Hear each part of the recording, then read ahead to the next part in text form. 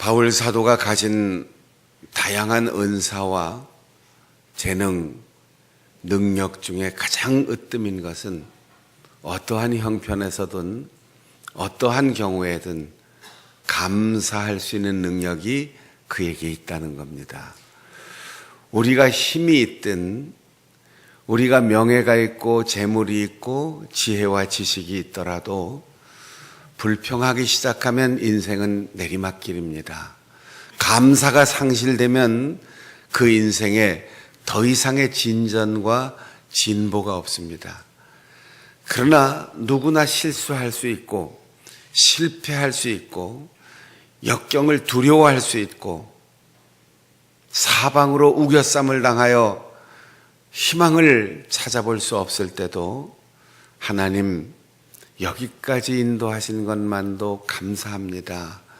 하나님 지금 이 순간 내가 있는 이 자리에서 하나님께서 나를 거둬가신다 할지라도 나는 감사합니다. 그렇게 고백할 수 있는 감사의 능력을 가진다면 하나님은 그런 사람들을 귀하게 쓰실 것입니다. 제가 어제는 아침에 새벽기도 인도를 마치고 강원도 평창을 다녀왔습니다. 올림픽 끝나고 잠시 올림픽 경기장 다 정리하고 9일부터 패럴림픽 장애인들이 그들의 모든 약점을 다 이겨내고 세계적인 경기 대회에 나와서 멋지게 경기를 하는 모습을 우리가 요즘 볼 수 있는데 올림픽 선교의 막바지에 가서 다시 전도자들을 격려하고 또 그동안 올림픽에 수고한 모든 일들을 글과 사진으로 정리해서 출판을 하고 출판 기념회를 하고 돌아왔어요.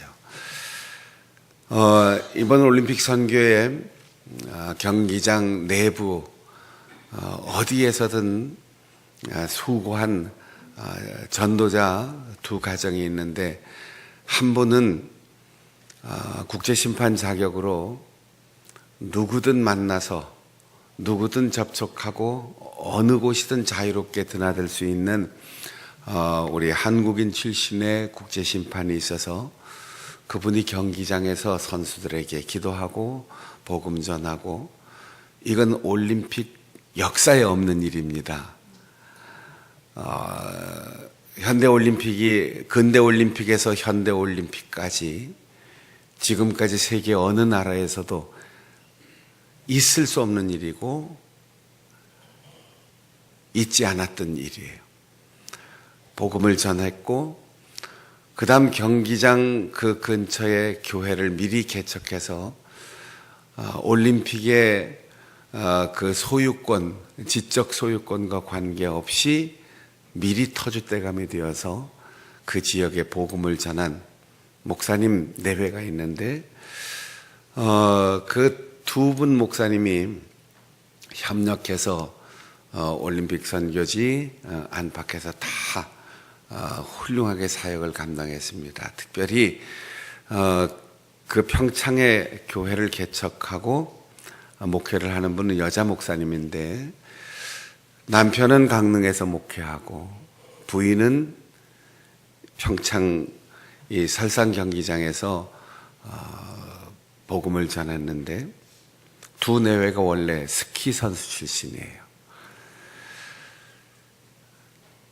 세계적으로 이름이 알려진 올림픽 우승자나 금메달을 딴 선수 출신이 아니고 정말로 최선을 다했지만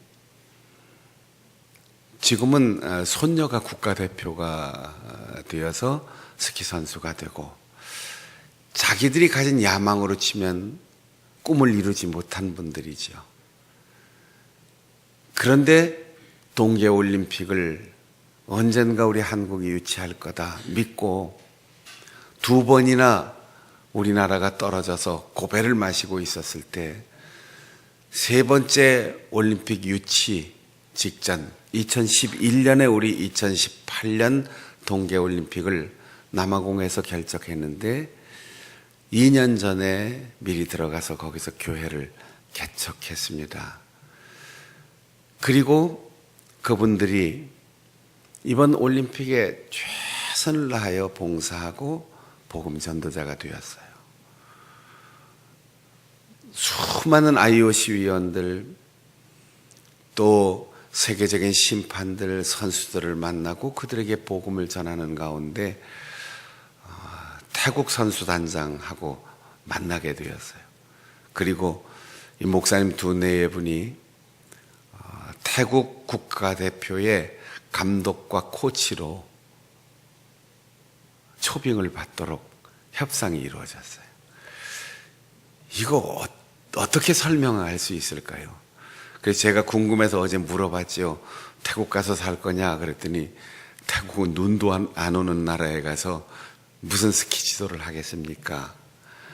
이렇게 협의하고 결정하면 이제 태국 선수들이 정기적으로 한국을 오게 되는 거지요.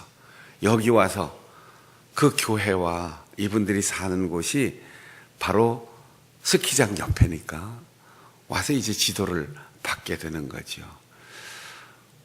어떻게 우리나라 사람이 태국의 감독과 코치가 될 수 있고 1년 내내 눈 한 번 안 내리는 나라에 가서 스키 종목의 코치 감독이 될 수 있겠습니까? 이런 기적적인 일이 하나님께서 갚아주시는 아름다운 역사가 일어나는 거죠. 여기 우리 군대 갔다 오신 분들 그런 얘기 하잖아요. 군대 갔다 온 사람은 자기가 어디 갔다 왔어? 그러면 무슨 부대에 가서 어디서 어떻게 근무해서 이러는데 군대 안 갔다 온 분들이 대개 하는 얘기가 나 베트남 스키부대 출신이야 이렇게 얘기한다고요. 뭔 얘기인지 잘 모르면 이제 집에 가서 남자들한테 물어보세요. 바울 사도는 실패했어도 억울한 일을 당했어도 죽을 뻔한 위기를 겪었어도 내가 순수한 동기를 가지고 뜻을 세웠어도 하나님이 다 좌절시키시는데 불평하지 않았습니다. 사람이나 환경을 탓하지 않았습니다. 바울의 생애를 보세요. 하나님이 계속 그를 막으시고 쓰러뜨리십니다. 결국은 바울 사도를 유대인의 지도자, 갈릴리의 지도자, 예루살렘의 지도자, 아시아의 지도자가 되게 하려고 하지 않고 유럽으로 건너가서 세계적인 복음 전도자가 되고 그에게 들려주신 복음을 온 누리로 전하기 위하여 하나님께서는 낮은 길, 작은 길, 그리고 적은 영역에서 활동하려고 하는 그를 다 막으시고 세계를 향하여 그를 밀어내셨어요. 여러분, 우리가 오늘 내가 생각했던 길이 열리지 않고 내가 꿈꾸고 계획했던 일들이 무너지고 깨어지는 실패를 경험한다 할지라도 그 시간, 그 환경, 그 장소에서 감사하십시오.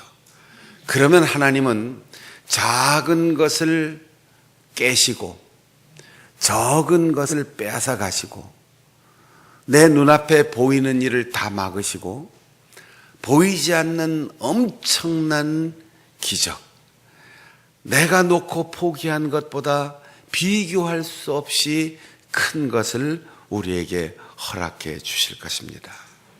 바울 사도는 이 데살로니가 교회를 향해서 내가 당신들을 위해서 항상 감사합니다.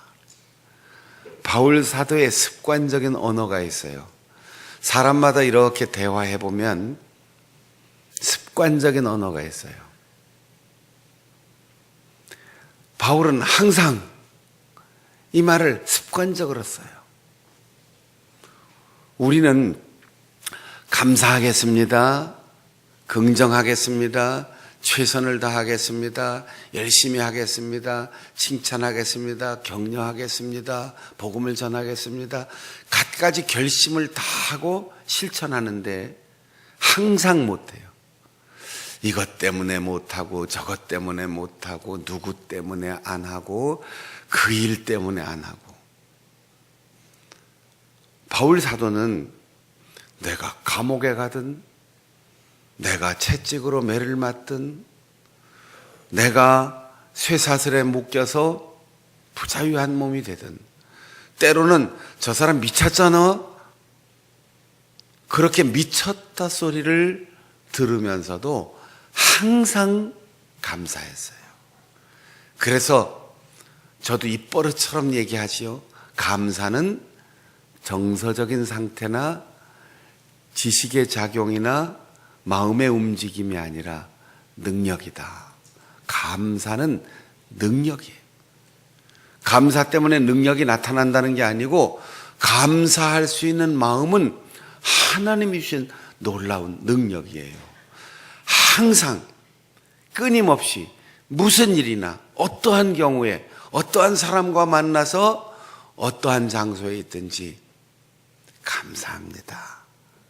이렇게 기도하고 표현할 수 있는 감사의 능력을 바울과 같이 소유할 수 있는 우리 성도들이 되시기를 바랍니다.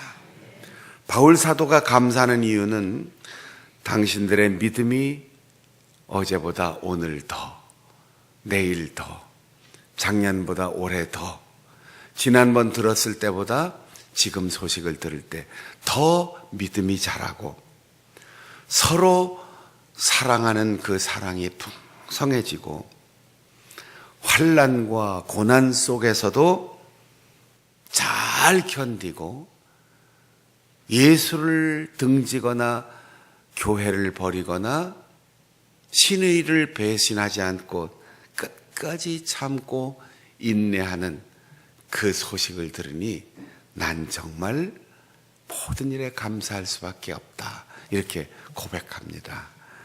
우리 장충단교회 성도 여러분, 여러분의 믿음이 나도 왕년에는 이런 과거를 기억하는 추억의 신앙이 아니라 어제보다는 오늘이, 오늘보다는 내일이 자꾸만 더 성장하고 성숙하는 자라는 믿음이 될 수 있기를 바랍니다. 내가 나를 사랑하고 나하고 뜻이 맞는 사람을 사랑하고 나와 일가 친척 인연이 있는 사람을 사랑하는 것이 아니라 서로 사랑하는 것. 이 세상에서 가장 슬픈 사랑이 뭐라고 해요? 짝사랑이라고 그러네요. 짝사랑. 나는 참 그 사람을 좋아하는데 그 사람은 전혀 나에 대한 인식과 의식이 없으면 참 불행한 거예요. 그런데 내가 사랑하는 사람, 그가 나를 사랑하고 나를 사랑하는 사람에게 내 마음이 움직이고 그래서 서로 사랑의 마음이 오고 갈 때 거기에 행복이 있는 것입니다. 여러분, 서로 사랑할 수 있기를 바랍니다. 그 사랑하는 모습을 주의 종들이 볼 때 가장 감사의 조건이 되는 거죠. 제가 한 20여 년 된 것 같은데 시골에서 목회할 때 주일 예배를 마치고 성도들하고 인사하기 위해서 복도를 나오는데 교회 복도 우리 교회로 치면 저 로비에서 시끄러운 소리가 나요. 그래서 이렇게 가보니까 그날따라 평안과 사랑과 협력을 설교했는데 교회 장로님 두 분이 언성을 높여가면서 막 다투는 거예요. 설교한 목사의 마음이 어떨까요? 비참해지는 거죠. 비참해지는 거예요. 내가 왜 목회를 하고 있지? 내가 왜 설교를 하는 거지? 가장 모범이 되어야 할 장로님 두 분이 둘 다 옳은 얘기를 하겠죠, 서로. 그런데 방법이 나만 옳다, 너는 틀렸다. 교인들이 다 지금 은혜 받고 나와서 인사하려고 하는데 뒤늦게도 아니고 제일 먼저 벌써 예배 끝나고 축도하고 마지막 찬송이 울려 퍼질 때 먼저 나간 거지요. 언성이 높아지는 거예요. 여러분, 사랑은 우리가 하나님을 향한 사랑만이 아니고 하나님을 사랑한다면 보이는 형제를 사랑해야 하고, 형제를 사랑한다면 혈연관계나 지연관계뿐 아니라 나와 동의하고 나와 생각이 같은 사람뿐 아니라 모든 사람, 나와 다른 사람을 다 포용하고 함께 사랑하는 것이 진정한 사랑이에요. 서로 사랑, 이게 사랑의 본질이고 보는 사람이 마음 흐뭇할 진정한 사랑이에요. 그리고 성도들의 인내를 자랑스럽게 생각하며 하나님 앞에 감사했다고 했어요. 데살로니가 교회가 엄청나게 큰 예배당을 지었다, 수양관을 가지고 있다, 기도원이 있다, 별장이 있다, 예산이 엄청나게 늘어났다, 모이는 사람 숫자가 늘어났다, 유명 인사가 교회를 나왔단다. 그래서 바울 사도가 감사한 게 아니에요. 본질적인 감사가 있어야지 돼요. 우리는 본질이 아닌 비본질적인 것 있으면 좋고 없어도 괜찮은 것, 거기에 너무 마음을 뺏겨요. 그런데 반드시 있어야 할 것, 이걸 눈에 보이지 않는다고 상실하고 관심에서 멀어져 있습니다. 우리는 성도의 믿음이 성장하고 서로 풍성하게 사랑하고 고난이 있고 실패가 있고 역경이 있어도 끝까지 변함없이 사명의 길을 걷는 사람, 그 인내하는 모습 때문에 주의 종들이 감사하고 기뻐할 수 있는 그런 교회의 모습을 이루어 갈 수 있어야 합니다. 감사는 능력이고 감사는 가장 귀한 가치이고 감사는 신앙의 정수입니다. 하나님을 기뻐하시는 노래가 뭐예요? 타령처럼 슬픔의 노래가 아니고 하나님 감사합니다. 하나님 나를 부르셔서 감사하고 고난의 길이라도 내가 주님 가신 길을 따라갈 수 있기 때문에 감사하고 내가 출발했는데 지금까지 이 길을 걸어올 수 있음을 감사하고 지금도 내 마음 흔들리지 않고 끝까지 이 길을 걸어갈 수 있도록 신앙을 고백하며 내 목표가 흔들리지 않음을 감사합니다. 그 사람이 내 곁에 있음을 감사하고 내가 장충단교회의 신자가 된 것을 감사하고 내가 하나님 나라에 영원한 소망과 생명을 가지고 있음을 감사하고 우리가 감사의 조건을 발견하는 것 능력이에요. 지혜예요. 그래서 그 감사가 사라지지 않으면 우리는 건강한 신앙인으로 살아갈 수 있습니다. 이것이 공의로우신 하나님이 우리에게 주시는 표식이다. 이렇게 바울 사도가 말하고 있습니다. 여러분, 예수 그리스도를 십자가에서 죽으신 예수 그리스도를 믿고 구원 받으셨습니까? 구원의 확신이 있습니까? 그런데 내가 보기에 그거를 여러분한테 물어보지 않으면 알 수가 없잖아요. 그죠? 여러분이 확신에 차서 아멘 하니까 입술의 고백이 아니고 거짓의 고백이 아니라 정말 구원의 확신이 분명하다. 그런데 믿지 않는 저 밖에 사람들이 몰라요. 또 여러분에게 새삼스럽게 구원받았어요 이렇게 교리적으로 확인하지 않으면 몰라요. 바울 사도는 물어보지 않아도 길게 함께 인생의 길을 걸어서 함께 살면서 확인하지 않아도 알 수 있는 드러난 구원의 표시, 하나님께서 선택하시고 하나님께서 사랑하시고 하나님께서 영원히 붙드실 사람이라는 표식이 딱 겉으로 드러나는데 그게 뭐냐? 감사하는 사람이라는 거예요.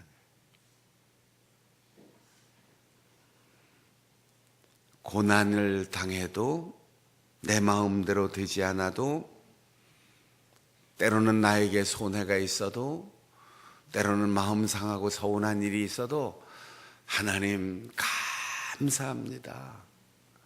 만날 때마다 집사님 고맙습니다. 권사님 감사합니다. 장로님 고맙습니다. 목사님 참 고맙습니다. 이렇게 그 고마움을 표현할 수 있는 능력을 가진 사람, 이 사람 구원받지 않고는 십자가의 은혜가 아니라면 예수님의 그 놀라우신 사랑과 하나님의 섭리를 알지 못한다면 그렇게 고백할 수가 없어요. 여러분의 일생 예수님께서 말씀하신 그대로 십자가를 지고 자기의 모든 이익과 이기심을 부정하고 나를 따르라. 그때 아멘, 나 같은 사람을 예수님이 가신 길을 따라 걸을 수 있게 하시니 감사합니다. 내 몫으로 남겨주신 내 십자가를 든든하게 지고 이 길을 걸어갈 수 있음을 감사합니다. 이렇게 감사를 표현할 수 있다면 그 감사가 구체적으로 남들이 볼 수 있도록 내 곁에 있는 사람들이 느낄 수 있도록 표현하며 진실한 마음으로 노래하며 살아갈 수 있다면 그 사람은 하나님의 자녀입니다. 그 사람은 예수 그리스도의 제자입니다. 그 사람이 진짜 그리스도인입니다. 우리의 삶에 환난이 있습니다. 바울 사도가 설교하고 편지하는 이 시대에 예수 믿는다는 것은 오늘날처럼 주류 사회에 편입되는 게 아니에요. 교양 있는 사람으로 자유로운 민주국가에서 살아가는 그런 삶의 일부 혜택을 누리는 것, 그것이 아니에요. 로마 제국의 식민지 시대에 예수 그리스도를 믿는다는 것은 모든 기득권을 포기한다는 일이에요. 가족들과 일가 친척들 관계에서 소외된다는 뜻이에요. 취직할 수 있는 길도 사업하는 길도 다 막힐 수 있다는 뜻이에요. 그런데도 예수님이 좋은 걸 어떡합니까? 그런데도 주님의 사랑이, 나에게 영원한 생명을 주신 하나님의 그 놀라우신 섭리가 좋은데 어떻게 합니까? 여러분, 작은 이익도 포기하지 못하고 조금의 섭섭함도 참지 못하고 조금의 고난 앞에서도 좌절하면서 불평하며 살아온 우리들이 아닙니까? 주님이 주신 것이 아니라면 놓을 수 있는 용기, 주님이 주신 일이 아니라면 돌아설 수 있는 결단, 주님이 주신 것이라면 고난이라도 손해라도 기꺼이 감수할 수 있는 마음, 그 환난을 겪고 있는 성도들에게 바울 사도가 지금 말합니다. 당신들이 지금 환난을 받고 있습니다. 괴롭히는 사람이 있고 학대하는 사람이 있습니다. 그런데 좌절하지 마십시오. 포기하지 마십시오. 뒤돌아서지 마십시오. 조금만 기다리면 당신들을 학대하는 그 사람이 학대를 받고 당신들을 괴롭히는 그 사람이 괴로움을 받을 날이 올 것입니다. 괴로움을 받는 사람은 편안하고 진정한 해방을 누리고 하나님이 주시는 은혜의 선물을 받을 날이 올 것입니다. 지금 여기서, 지금 이 순간, 지금 이 일로 판단하고 끝내지 말라는 거예요. 지금 나를 괴롭히는 사람 하나님이 기억하신다는 거예요. 지금 예수의 이름으로 환난을 받는 사람 하나님께서 기억하신다는 거예요. 그리고 형벌의 날, 갚아주시는 날이 온다는 거죠. 하나님을 모르고 예수 그리스도의 말씀에, 예수 그리스도의 복음에 복종하지 않은 자 멸망할 것이다. 멸망이 뭐예요? 그가 쌓은 업적 다 무너지고, 그가 소유한 것 다 불타 없어지고, 그가 누리는 모든 안정 다 사라지고 환난에 처하게 된다는 거죠. 주님이 갚으시는 날이 반드시 올 겁니다. 매일매일, 매순간, 매년 우리가 살아가는 이 삶뿐 아니라 우리가 죽는 날, 세상이 끝나는 날, 주님 다시 오시는 그날 다 갚아주실 것입니다. 다 함께 따라해 볼까요? 그날은 온다. 그날은 온다. 갚으시는 날은 온다. 헤아리시는 날이 온다. 주님이 오신다. 그 믿음으로 흔들림 없이 끝까지 사명의 길을 걷되 매일 매순간 모든 경우에 감사하며 살아갈 수 있는 우리 성도들이 되시기를 바랍니다. 찬송하시겠습니다.